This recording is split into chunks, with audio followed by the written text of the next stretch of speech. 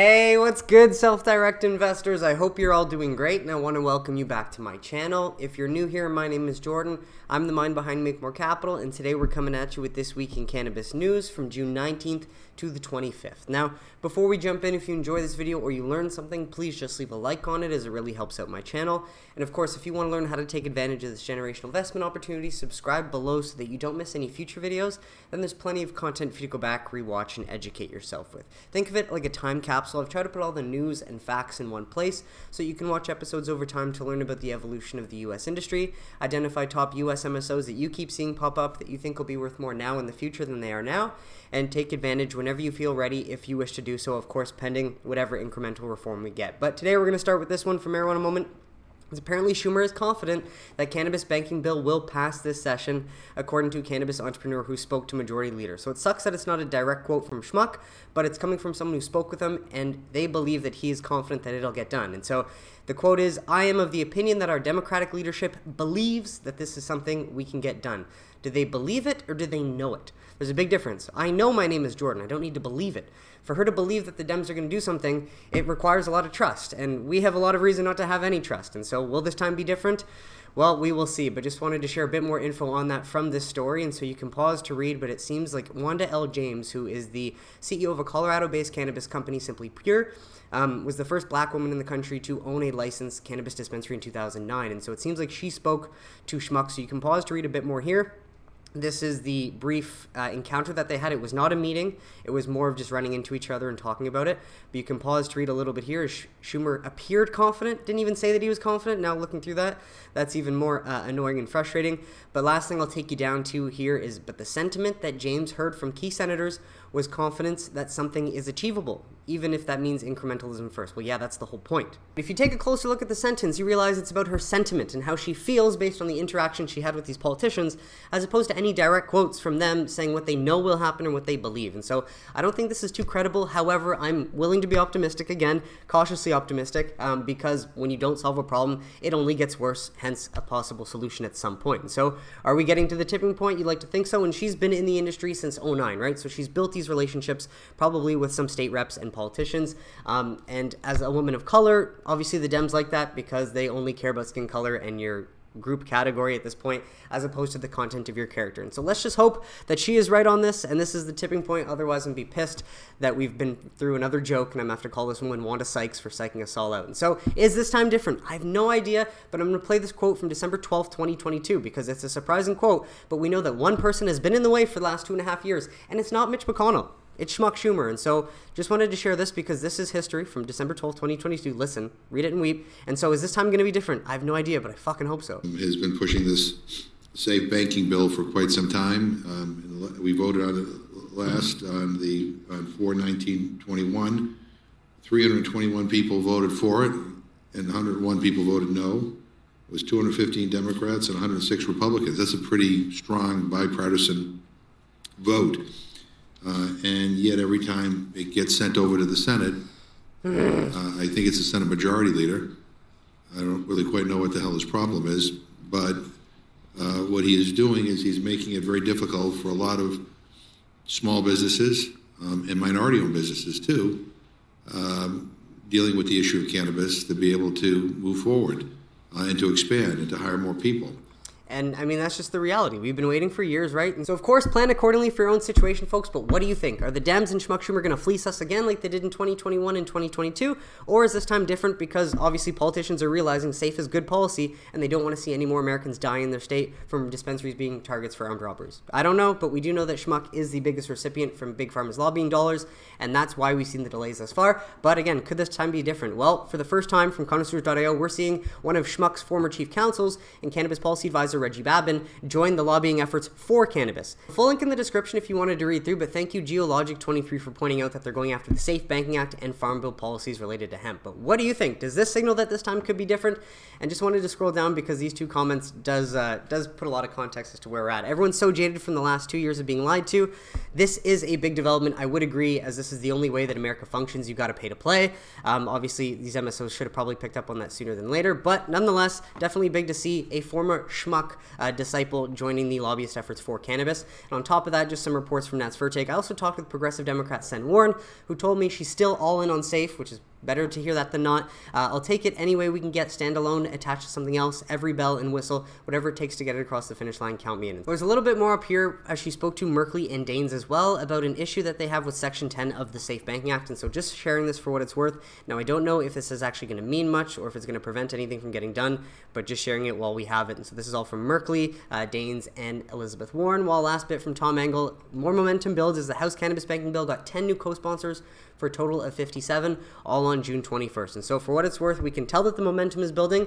Are we going to get punked again, or are we actually going to see a solution that's going to make America a lot safer? And so these should all be given votes, no doubt. And last bit from Tom Engel sharing, the Senate Appropriations Committee approved an amendment to allow military veterans to get medical cannabis recommendations from the Department of Veterans Affairs doctors. Finally, this is a huge victory. I think this should be bigger news, but thank you, H.L. Mencken, for the summaries. This has been a low-key headline with massive implications. The federal government is acknowledging medicinal value of cannabis and its GOP lead. So could this be some foreshadowing for the potential descheduling or rescheduling review that's supposed to come by the end of this year? I don't know, but a massive step in the right direction for getting veterans even the choice to be able to choose medical cannabis, something that they should have had for the last 50 years. And so with that, from Business Insider, so not on the DeSantis agenda for president, decriminalizing cannabis, and while this is likely not on the agenda for most presidential candidates, for some stupid reason, because most of America wants it. It's also not surprising, as Biden ran on it, clearly hasn't fulfilled his promises, but he does have until 2024, when he's likely going to be voted out. But just to highlight, DeSantis is for the status quo, it appears, as of now. And so with that, TerrAscend receives conditional approval to list on the TSX. Huge news for TerrAscend, so you can pause to read some of the details here, but mainly to highlight, final approval of the TSX listing is subject to the company meeting certain customary conditions required by the exchange. The company will issue a press release once the TSX confirms the date that trading will commence on the exchange. And so you can pause to read the rest, otherwise full link in the description. And then we got this one from the 23rd. TerrAscend announces results of annual general and special meetings for shareholders, and highlighting some of what they went through. But main thing, we are thrilled to have the overwhelming support of our shareholders, and we have a lot to look forward to in the coming weeks as we approach our anticipated listing on the TSX in early July. And so we knew that the shareholder vote was going to happen on June 22nd, and it seems like they're going to uplist onto the TSX in early July. And so lots to look forward to as that is coming to fruition.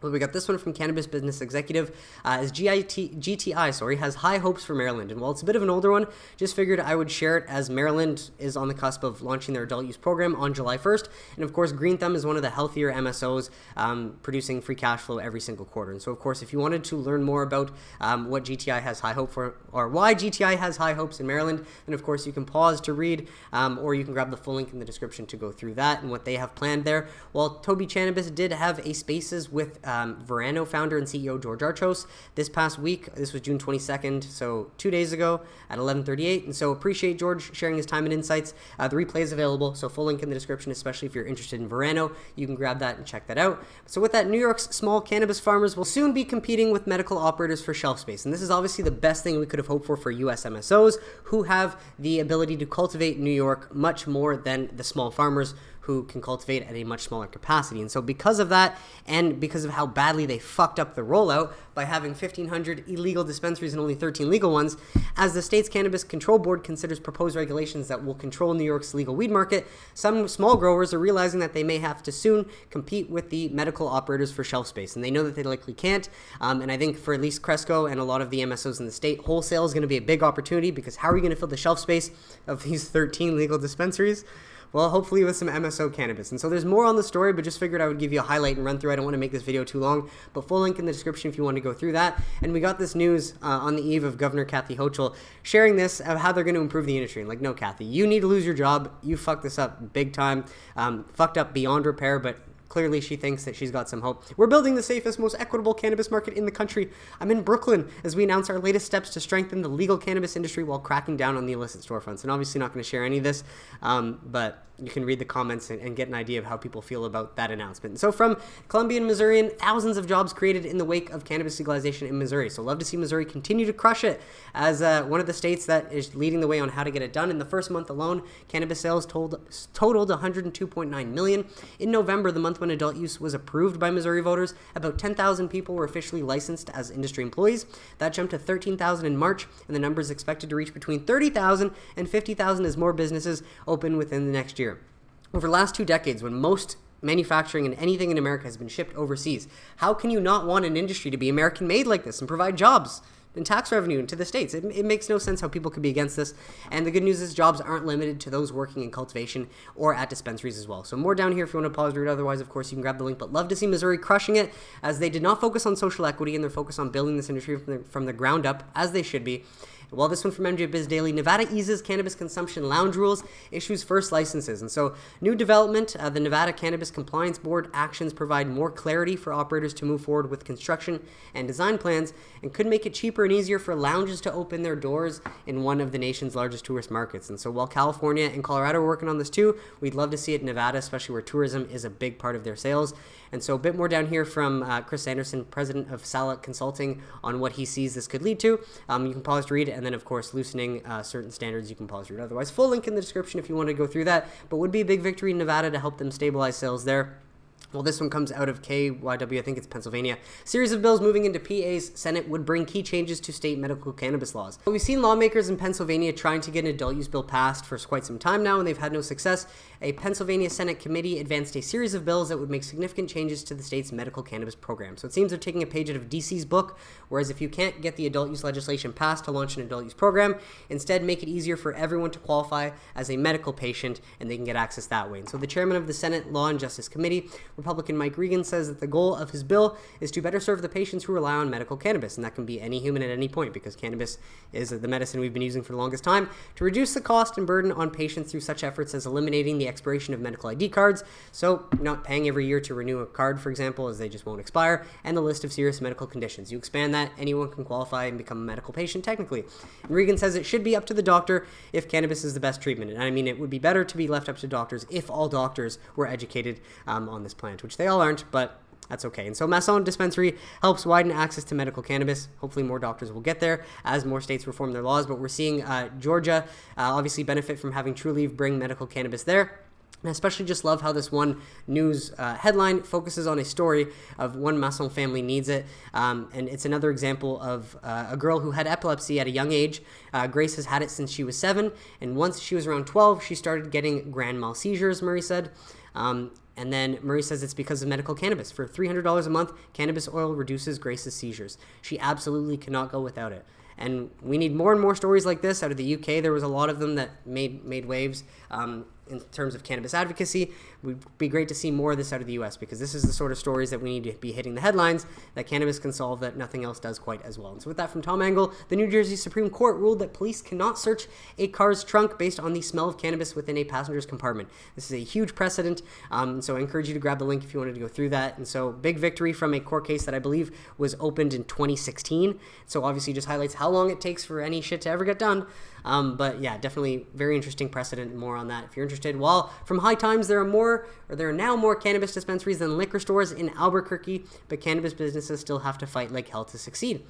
Probably because Albuquerque, or I should say New Mexico, much like Missouri, didn't focus on social equity so much, and we actually have competition like we should, like we want to see in America, as that's the American way. And so as they're happy to report that there are now more dispensaries, as they were the 18th state to legalize and have been crushing it ever since. However, the high number of stores is causing conflict between owners and turning local industry members against one another in a fight to stay alive. And so, very interesting what happens when you allow competition back into America, as opposed to ridiculous socialist policies that we're seeing in so many of the blue leftist states.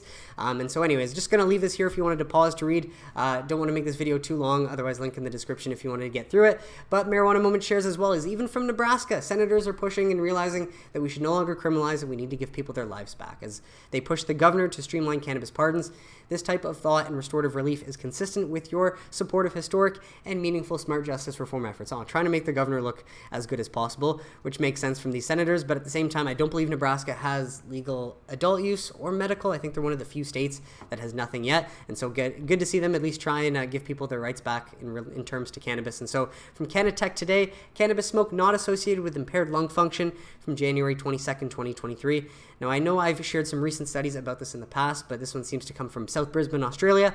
The long-term inhalation of cannabis smoke does not impact lung function in the same manner as inhaling tobacco, according to longitudinal data published in the journal Respiratory Medicine. Read it and weep. We'll love to see this, especially as Donald Tashkin, the former lung specialist, said in 1996 at UCLA, stating that at that time, cannabis had not been proven to cause a single case of lung cancer. And so at least this evidence backs that up. And so more here if you wanted to pause to read, otherwise full link in the description. Well, I wanted to bring this one up from Sage Journals, as it's a good one from last year. It's older, but Crime in a Time of Cannabis, estimating the effect of legalizing cannabis on crime rates in Colorado and Washington using the synthetic control method, basically trying to expose the propagandist belief that crime is going to raise when you give people access to a safer, non-addictive medicinal alternative and when you get cash off the streets, which is kind of silly that they would believe that. But of course, you can pause to read the abstract. State-level data covering years 2000 to 2019 were analyzed using the synthetic control method to find that legalizing cannabis for rec use in Colorado and Washington was generally not associated with variations in index crime rates. And we found that in Canada as well. So good thing we have the data and it doesn't lie.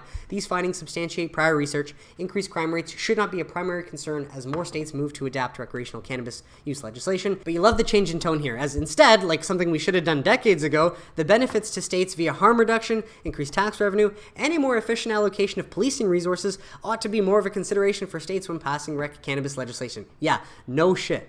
And so on to this one from Todd Harrison. Thank you for sharing this update out of the NFL and NFLPA. As of June 22nd, they commit to additional $500,000. That's so measly, these pennies, to fund studies of innovative pain management solutions, including CBD. It's just, we know that the NFL has the funding to really fund large-scale studies, which would be great if they could.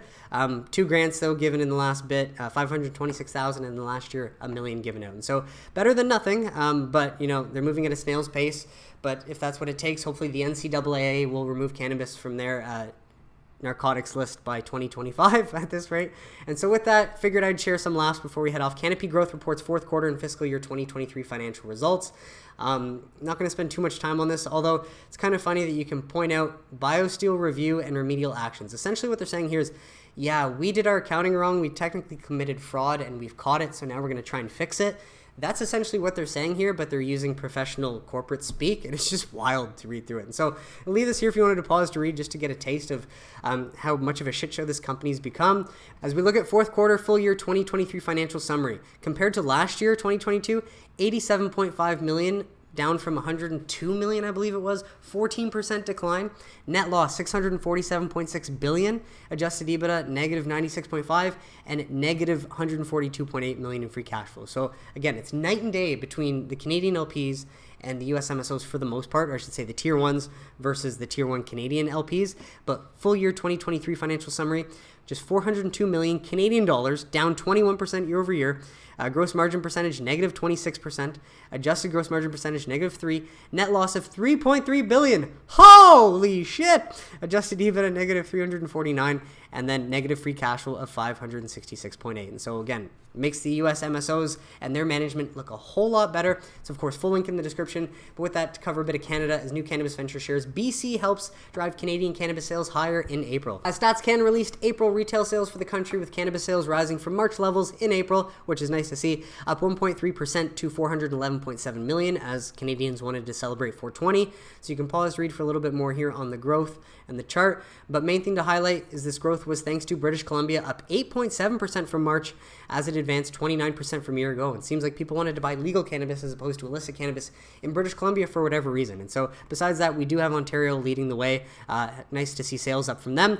But yeah, main thing is Ontario, highest population, of course, crushing it. BC, third highest population, I think, coming in close second. And then you have Quebec, our second highest population, 8 million. Only wants to open a set number of government stores, and then they're happy with that.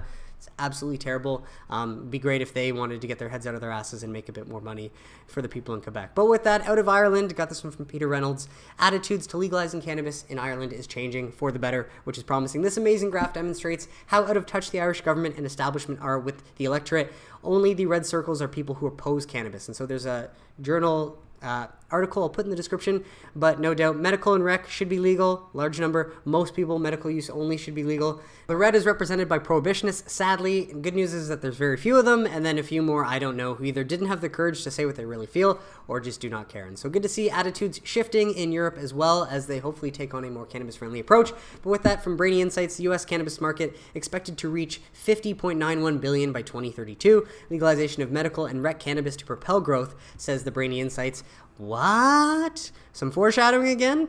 And so, of course, you can pause to read this bit here, but mainly bring you down to, you can get a sample copy of the research report from the Brainy Insights link here. I'll put this link in the description as well. Otherwise, you can pause to read key insights, and then I'll scroll you down to advancement in the market.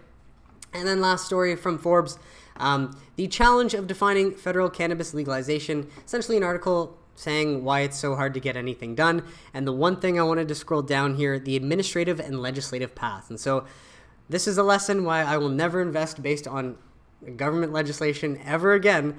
But where is it interesting to point out? Pentington also warned the administrative process has historically taken 9.2 years on average. That's crazy. And to think SAFE is on its almost 8th year, so we're getting closer on average, but acknowledge that cannabis might benefit from a shorter timeline due to President Joe Biden's directives last fall. As recently, Kyle Yeager of Marijuana Moment reported that the U.S. Department of Health and Human Services hopes to finalize its cannabis scheduling review in 2023. So we'll leave it at that. Just wanted to share this ridiculous stat. But as I've mentioned before, and as I mentioned again, this next week coming up is going to be big because we should get an update from Cresco Labs and Columbia Care whether the deal goes through. And then from my understanding, it's in the first week of July where we're going to see any sort of development on that markup of the Safe Banking Act. And so we're going to find out how deep the corruption runs probably in the next month. We're either going to be, a lot happier than we are now, or we're going to be a lot more pissed off because we're seeing more of the same. And so that is it for today's episode, folks. I want to thank you so much for tuning in. I really hope you got some value out of it. What did you think of the stories mentioned? Let me know in the comments if you have any questions or suggestions, and I'd be happy to address them. But besides that, if you enjoyed this video and you learned something, please just leave a like on it. Subscribe below if you don't want to miss any future videos, and I will catch you on Wednesday for midweek update. Have a great weekend, everybody. Take care.